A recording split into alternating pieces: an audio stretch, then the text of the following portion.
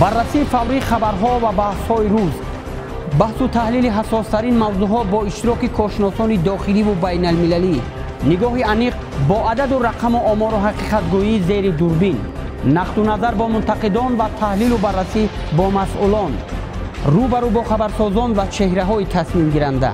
خبرنگاران ما با جسارتند و دید نواربرداران ما وسیع. ما حقیقت را با دلیل و آشکار بیان میکنیم، زیرا آزادی بیان با دلیل توأم است. جهان در جهان نما، روزهای شنبه با حافظ محمد علی.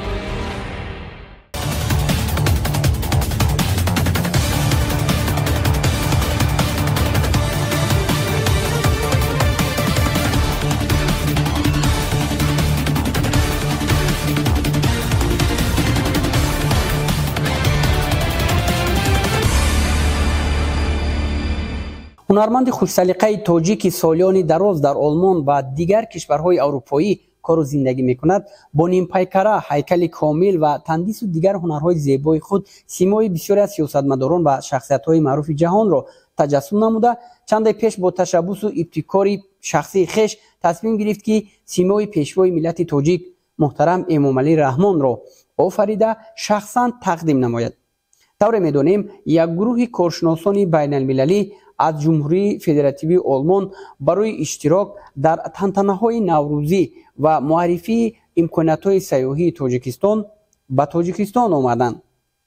در حوزه تجلیل جشن اساسی نوروز که در مجمع استقلال برگزار شد، هنرمند خوش‌سلیقه و هیکل‌تراش معروف تاجیک که فعلا در آلمان به سر میبرد، به اساسگزار صلح و وحدت ملی، پیشوای ملت، پرزیدنت جمهوری تاجیکستان محترم امامعلی رحمان شخصاً یکی از محصولات‌های هنری والای خود، تندیس برنجی چهره پیشوای ملت محترم امامعلی رحمان را تقدیم نمود.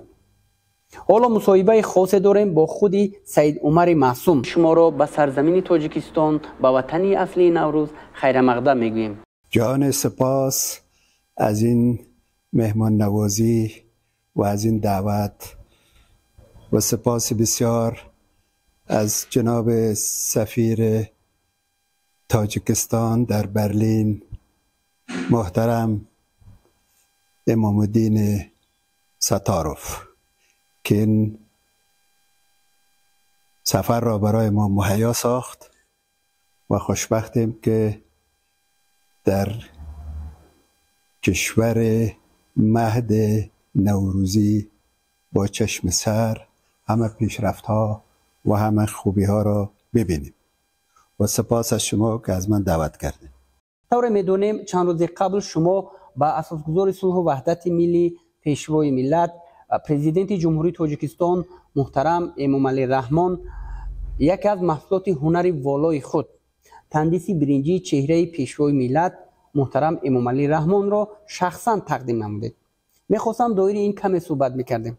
من به حیث و به مثابه یک فرزند تاجیک اولین باره که در سال 1978 حدود 45 سال پیش به تاجیکستان زیبا آمدم، پس از چند ماه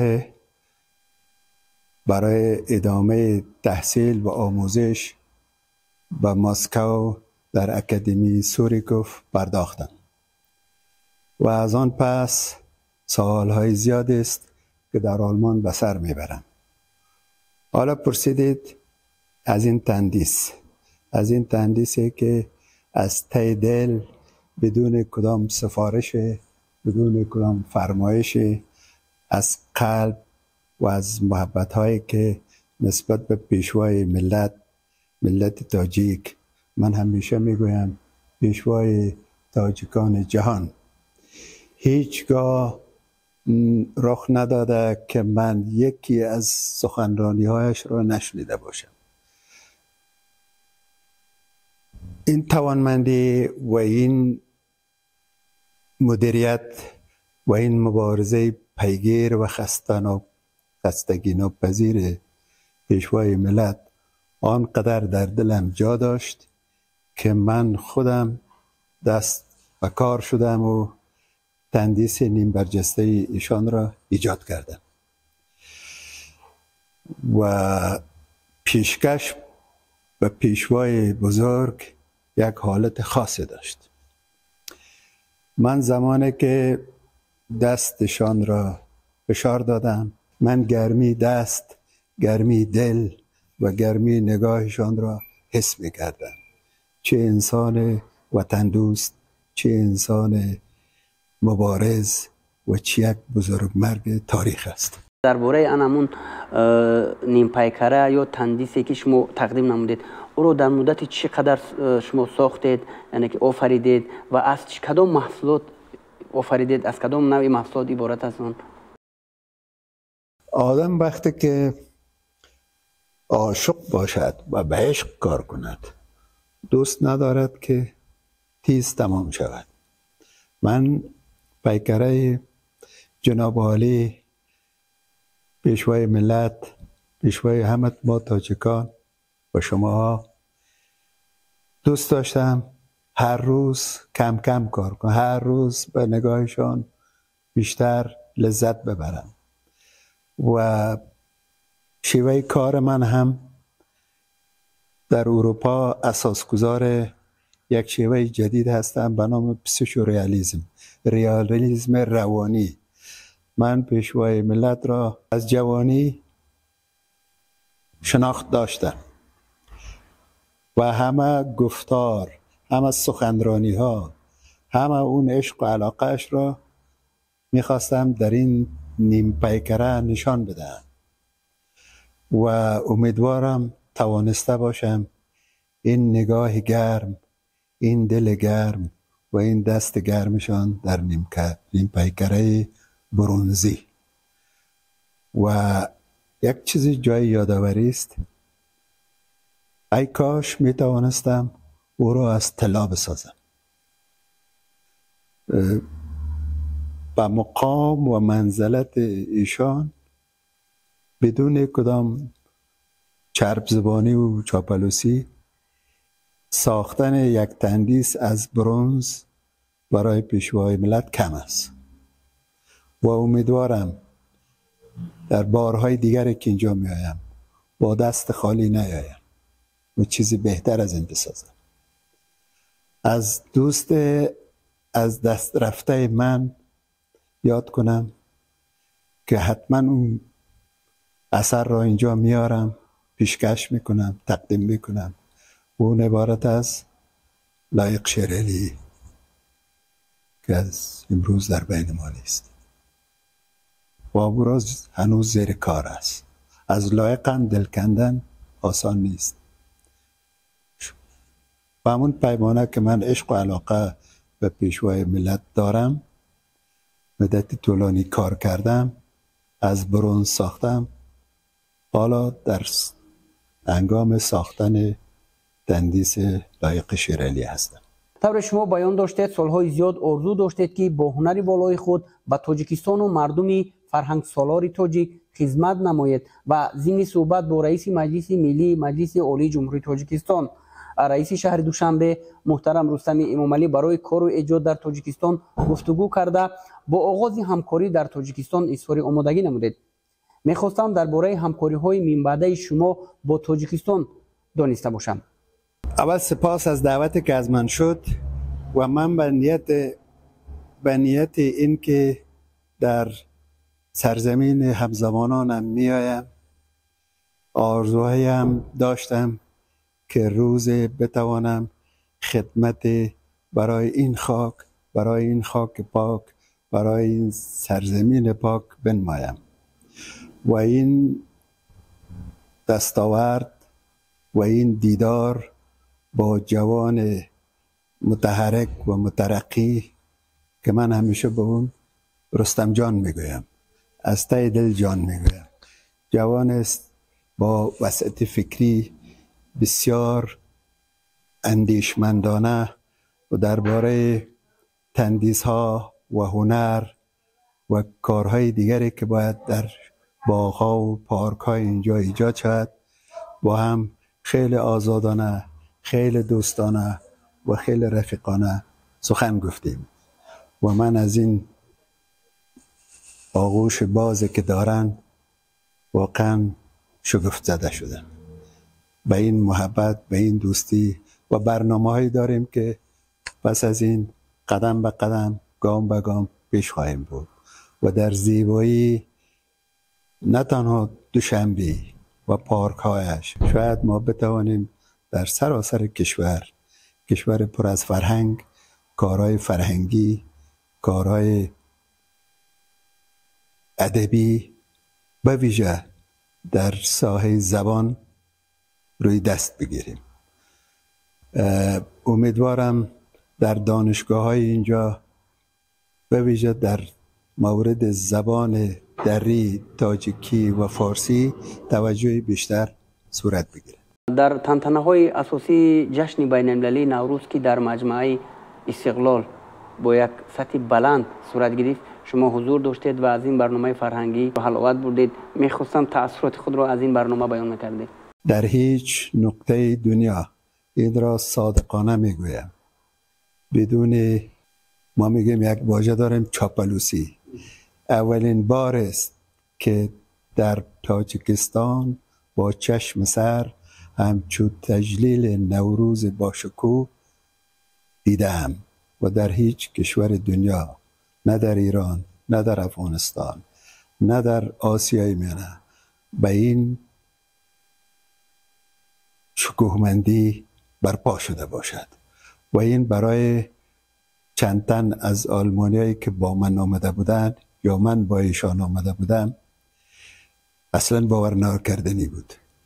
و امیدوارم با این نوار و با این پیام بتوانیم در اروپایی که ما 40 سال در اونجا زندگی میکنیم برای آنها به اثبات برسانیم که همچون کشور مترقی، همچون کشور آرام و با این عظمت و جلال در شهر دوشنبه، در شهرهای بزرگ برای آلمانیا ثابت بسازند که آرامترین و پرامن‌ترین کشور دنیاست. بازتاب این تنتنه های نوروز تاجیکستان در رسانه های آلمان چگونه بود؟ من امیدوارم در آینده که در پیش روست این تصورات و این اندیشه و افکار اروپایی ها هم کمی تغییر کند.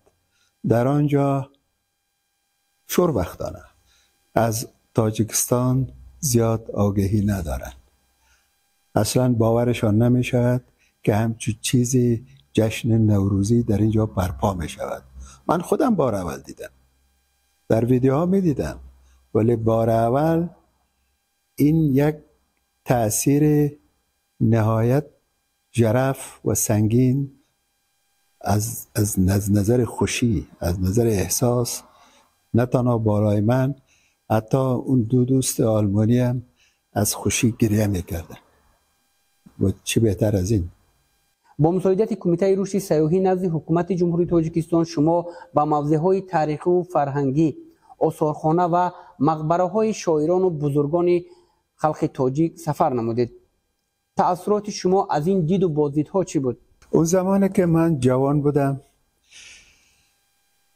تازه به تاجیکستان به دوشنبه آمده بودم، چند شهر کوچکی را دیدم. قرغان تپه، شهر بزرگ کلاب. این کلاهی که بر سر منم میبینین، این هدیه است که در 45 سال پیش دوستان تاجیکی هم برایم داده بودند. ولی این بار با یک دیدگاه پخته‌تر و پرتر عاشقانه خواستم همه گوشهای تاجیکستان را ببینم و خوشبختانه با دوستانی که با من بودن و هستند، اسامیشان را شما بهتر از من میدانید، با مقامات بلند هستند، توجه کردند. ما را هیچ جایی نبود که نشان ندادن. اون نفرانی که از تاجیکستان بازدید میکنن در تأثیراتشون چنین بیان میکنن که تاجیکستان شویتزاری دوم در جهان است. شما با این راضی شده میتوانید؟ تاجیکستان که من اون رو تاجیکستان 4 فصل میگویم. برای چی؟ زمانی که ما اینجا آمدیم شکوفه‌های بادام در بهار ما را شگفت زده ساخته بود و شگفت زده ترینش این بود که بعد از 1 ساعت، نه 1 روز، بعد از 1 ساعت ما یک هوای دیگر کورا میگوییم زمستان رفتیم در سپید دره. بله، سپید دره برایم ناباور کردنی بود. من خودم 1.80 سانت در برف بودم. فکر میکردم در سایبریا هستم. من سایبریا هم رفتم. برف میباریم. چه قشنگ، چه زیبا، چه هوایی. از اونجا برگشتیم، این حالت زمستان را دیدیم. بعد رفتیم به سوی جنوب تاجیکستان، کتلان را دیدیم، کلاب را دیدیم، دنغره زیبا را دیدیم. دنغره واقعا زیباست. از من دوستان پرسیدن با خود چی میخوایی از اینجا هدیه ببرید؟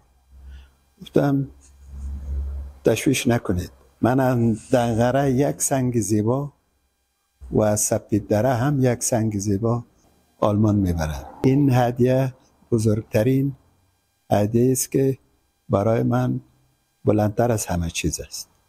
یک توته سنگ، یک توته خاک از این خاک پاک. در اروپا همین سخن را هم میگویند. تاجیکستان سوئیس آسیا است و این بدین معنی است که تاجیکستان کوهستانی است. ولی من یک چیز دیگر را بر این علاوه میکنم. نه تنها سوئیس آسیا است، از نظر گرم بودن و تابستانی بودنش فکر میکنم تا 40 درجه اینجا گرمی میشود. ایرا نه تنها سوئیس، حتی میتونیم به یک کشور عربی مثل امارات هم مقایسه کنیم.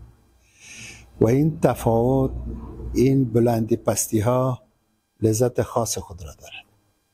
و کسانی که میخواهند هم سوئیس و هم امارات را ببینن، یک بار در دوشنبه بیاین، در کلاب بیاین، در ختلان بیاین. و این یک معجزه، یک جادوگری این دولت، این کشور است. و من که پیشتر گفتم برای شما، گویند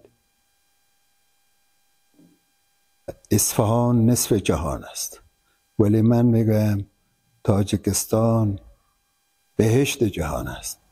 بهشتی که هم سوئیس را دارد، هم گرمی را دارد و هم تابستان دارد، هم خزان دارد، هم زمستان و همیشه ما در این مدت کوتاه دیدیم.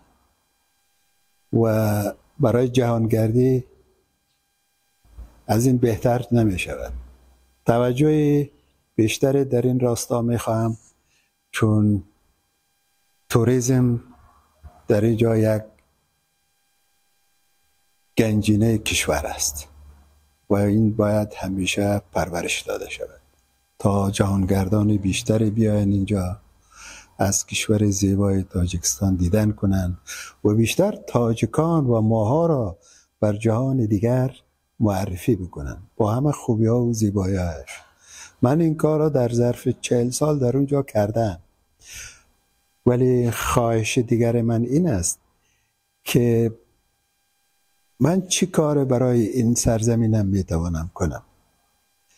آرزو دارم با پیشنهادایی که در ساحه زبان، در ساحه فرهنگ و به ویژه رشته خودم پیکر تراشی بتوانم اینجا مصدر خدمت شود و این رویا و این خیال با واقعیت بپیوندد. آلمان ها بیشتر کدام نوعی سیاحت رو میپسندن و شما با اونها توصیه میدید که تو در تاجیکستان سیر و سیاحت کرده باشن؟ آلمانی ها، اروپایی ها در مجموع، آلمانی ها خیلی به تاریخ و فرهنگ علاقه‌مندی و دلچسبی دارن. شاید یکی از دلایلش هم آریایی بودن اونها باشد. کشورهای افغانستان، ایران و به ویژه تاجیکان را و تاجیکستان را خیلی خیلی خیلی دوست دارن. هستن کسانی که از تاجیکستان آگهی ندارن. بیشتر پرسیدن به کدام نوع سیاحت دلچسبی دارن. به نظر من اتریشی ها، سوئیسی ها و آلمانی ها بیشتر به کوهگردی. اگر در این بلندی های پربرف، پر از درختان پسته، جاهای دیگر را ببینن برایشان یک خاطره فراموش نشدنی است. شما که در همین طرف خانه که ما و شما این حال صحبت میکنیم بودید، از طعام های اینها کام شیرین کردید، چگونه غذاهای تاجیکی رو مثلا خوراک‌های ملی ما رو بها میدید؟ برای من که بیگانه نبود، چون من خودم از شمال، درواز، شغنان، بدخشان خیلی شباهتات دیدم. برای من قروتاب، آش و سمبوسی از بهترین ها بود. و برای دو دوست آلمانی هم که در اینجا غذا خوردن، نه تنها از زیبایی هایش اشک بردن، غذا را آنقدر پسندیدن. رفته بودن در آسیای میانه، ازبکستان تا قزاقستان، قرقیزستان، آذربایجان، ولی میگفتن مزه‌ای که شوربای اینجا دارد هیچ جا ندارد. نانای بسیار زیبایی دارن، با لذت دارن. با دانشگاه بین‌المللی سیاحی تاجیکستان که شما در اونجا بوده، در همایش‌های سطحی بلند این دانشگاه با نفوذ اشتراک کردید و میخواستم از بعضی تکنیکی این دانشگاه، از بعضی کادری این دانشگاه آگاهی پیدا کردید. میخواستم درباره همکاری‌های آینده داری شما، درباره یعنی همکاری شما در آینده با این دانشگاه با نفوذ دانسته باشم. واقعا من اونجا یک سخنرانی داشتم. من یک دانشگاه مجهز یافتم، هم از نظر تکنولوژی امروز و هم از نظر داشته های دیروزشان در سطح بسیار بالا و بلندی هستند و این برای من جای افتخار بود که با بزرگان این دانشگاه از نزدیک آشنایی پیدا کردم و دوستی ما تا آن قدر محکم و مستحکم شد که هر روزی که برای برگشتم با آلمان نزدیک می شود، دل کندن از این بزرگان برای من خیلی سخت است. امیدوارم همیشه پرکار، پرنر انرژی و در راستای دانشگاه در درجات بین المللی و یک سطح جهانی رقابت داشته باشند. آثارخانه ملی تاجیکستان رو دیدید، از این گنجینه های تاجیکستان مثلا چی شما بیشتر برای شما قابل پسند بود و چگونه این رو بها میدید؟ اولین چیزی را که در سفرهایم در برنامه هم میگیرم آثارخانه هاست. اولین پرسش من در این شهر زیبای دوشنبه فقط و فقط تنها و تنها دیدار آثارخانه ها بود. به این نظم، به این ظرافت آثارخانه های زیادی دیدم در آسیای میانه، در کشورهای غربی، به این 40-50 کشوره که رفتم، اما با پیمانه با برابر با عشق و علاقه که اینا از هر سنگ و خشت خود دارن که باید هم داشته باشن، من واقعا شگفت زده شدم. آثارخانه عتیقه، آثارخانه ملی، در کتابخانه ملی حتی مرا گریه گرفت. معمولا کودکان گریه میکنن، من به این سن سال گریم کرد. قشنگ زیر تاثیر رفته بودم. و این پیمانه کتاب و ویژه این کتابخانه ملی برایم چی بگویم، برای این وصف واژه نمیابم. از چیزی که میگن زیبا زیباتر، اگر تر را بالاتر کنیم چی بگویم؟ خیلی خیلی خیلی غنی و خیلی هم مجلل و امیدوارم در بازگشت بعدیم، چرا بازگشت میگم؟ چون دوباره به سرزمین هم زبانم بیایم، کتاب‌های از پدر بزرگ مادرم را با خود بیارم و جای خوشحالی است که 7 جلد کتاب کاکا یا عمک مادر من در اینجا هست، کتاب‌های محمود طرزی، و بسیار جای دیگر را دیدیم. این آثارخانه ها نمایندگی از فرهنگ بلند و باستانی یک کشور میکنن. معرفی درست یک کشور فرهنگش فقط همون آثارخانه ها هست. در اونجا هر چیز را میتوانی بیابی، هم تاریخ کشور را، هم صنعت کشور را، هم از هر نگاه. و این چیزیست که باید اروپایی ها هم آهسته آهسته بیاین از فرهنگ باستان ما آگاه شوند. فرهنگی که پیشوای تاجیکان جهان در روز نوروزی گفت و ما هم به اون باور داریم، فرهنگ 6000 ساله خود را بر رخ جهانیان معرفی کنیم و یگانه راه معرفی دیدن آثارخانه هاست، دیدن فرهنگ مردم دیو و قشلاق و کارهایی که در اینجا میبینید، فرهنگ سمنک، نوروز. این چیزا برای یک کشور، برای معرفی یک کشور خیلی مهم است. شما بسیار کشورهای جهان رو سیاحت کردید و تاجیکستان رو بار دوم است که یک از اینستیتوت‌های بین‌المللی آمریکا امترین کشور برای گردشگران جای داده است و با وجود این هستند آن خائنان و ناتوانبینانی که امروز بیرون از تاجیکستان هستند، در حالی که در وطن بودند چه خدمتی به وطن نکردند، اما امروز میخواهند با واسطه دیگر شبکه‌های اینترنتی و با در واسطه ها همین مفکوره جوانان رو، یعنی که جوانان رو مخشویی کرده، مفکوره آنها رو بدزدند و جوانان رو به دام فریب خود انداخته میخواهند این کشور بهشت‌آسا رو که با یک زحمت ها و تلاش های خسته‌ناپذیر پیشوای معظم ملت، یعنی که با یک کشور واحد تبدیل یافته است، امروز در جهان در بانفوذترین سازمان‌های جهانی یک صدا دارد، یک آواز دارد. 4 تشبث تاجیکستان رو سازمان ملل متحد قبول کرده است. میخواهند که باز همین کشور رو ناآرام سازند. شما همچون یک هنرمند، همچون یک دانشمند به جوانان ما، به نسل آینده سازی ملت تاجیک چی گفتنی ها دارید؟ جوانان عزیزم باید این را بدانند. فرهنگ این کشور از بین نمی رود. این کشور آنقدر سنت و فرهنگ دیر نو ریشه دار دارد که با 1 2 3 4 تروریست و فروخته شده و خائن نام تاجیکستان بد نمی شود. از این نگاه مطمئن باشید. جوانان امروز را که من می بینم همه با فکر روشن، همه زبانهای بیرون مرزی را بلد هستند.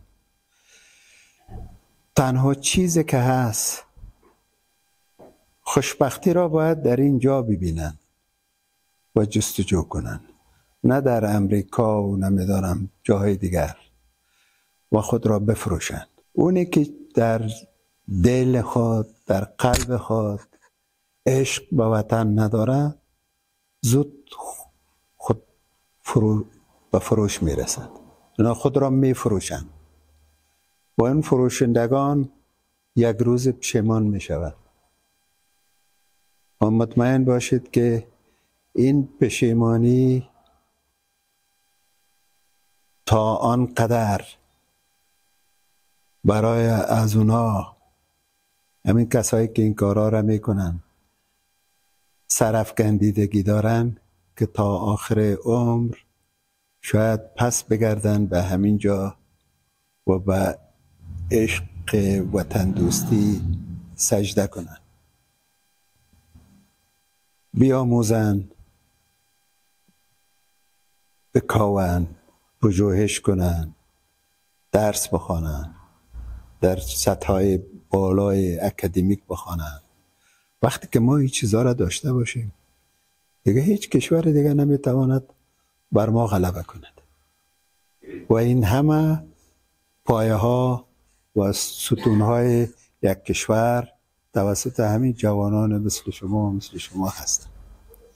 اگر شما این کشور را با اون عشق و علاقه نگه دارید، از این خائن ها روز به روز کاسته می شود. شاید 1 2 تا هم باشد، سالهای دیگر هم باشد، ولی هیچ چیزی از دستشان نمیاد. برای این را مطمئنم. در آخر میخواستم تمنیات نوروزی شما رو به مردم تاجیکستان و کل فارسی زبانان دنیا داشته باشم؟ تمنیات و آرزوی من برای مردم خودم، تاجیکانم و همین سرزمین، ما یک سرزمین تمدنی بزرگ داره. آسیای میانه، ایران، افغانستان، خراسان، هندوستان، حتی پاکستان، جای دیگر هم هست که همه فارسی زبانند. و چرا ما نوروز تجلیل میکنیم؟ نوروز برای ما خیلی پاکیزه و مقدس است.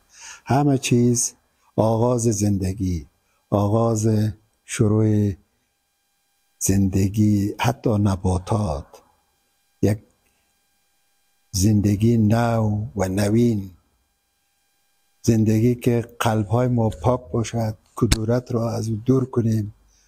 وقتی که کدورت دور شد، یک روز نو برای ما پیدا می شد. و بگذارید در نوروز همه هر چیزی که داریم، هر کدورتی که داریم، همون گونه که پیشوای ملت هم میگه، همون روز فراموشش کنیم، همه رو با آغوش بگیریم، همه دیگر را دوست داشته باشیم و او روز یک روز نو است برای ما. نوروز برای من این است، تنها سبزه و کف زدن و رقصیدن نیست. من امروز نو با شما آشنا شدم، این برای من روز نو است. برای من این نوروز است. من با این فرهنگ بیشتر آشنا شدم. برای من این یک روز نو است، این یک نوروز است. دوستای بیشتر دارم. هر روز من یک نوروز است، چون خیلی خوشحالم. خوشحالی خودش یک تحفه نوروزی است. تشکر زیاد واقعا هم برای یک صحبت گرم و صمیمی، یک مصاحبه خاص و دیدنی و شما در این جوده، در جوده پیش کرده اتون برای موفقیت تمنا داریم و بار دیگر حضور شما، تشریف شما رو به سرزمینی بیشتاسای تاجیکستان، به وطن نوروز خیر مقدم میگویم. از شما یک جان سپاس از این زمان و فرصتی که به من دادین با شما هم صحبت و هم گپ شوم. امیدوارم در آینده هم گپ های دیگری، سروده های دیگری از من بشنوید. من یک سروده دارم در مورد همین تاجیکستان عزیز، تازه نوشتم. یکیش به نام گریه هست و دیگرش به نام پر. چی یک کشور پر از گنجینه هاست، ولی در بار آینده اینا من برای شما میخوانم. تشکر. بینندگان گرامی، مصاحبه ما را با هنرمندی والا سلیقه از کشور آلمان سید عمر معصوم بیننده بودید. شب و روزتان خوش.